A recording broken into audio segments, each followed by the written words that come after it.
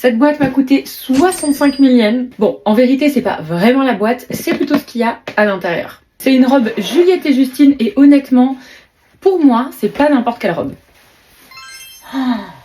Juliette et Justine, c'est une marque japonaise et il y a des années de ça, en 2012, ils avaient fait un concours de design. La marque Juliette et Justine s'est décidée à reproduire la robe. C'est plutôt commun en vérité dans la mode Lolita de ressortir des choses, mais c'est vrai que pour Juliette et Justine, sur celle-ci particulièrement, comme c'est une collaboration, un concours, etc., c'est un fait plutôt exceptionnel.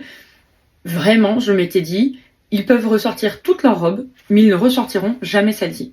Et pourtant, ils ont décidé d'entendre mes prières et de la ressortir, plus de 10 ans après. Je trouve qu'il n'y a que Juliette et Justine pour faire des assortiments de couleurs comme ça, assez inattendus et qui marchent très très bien. Les détails au niveau de la taille, ça accentue le côté cirque, hyper mignon.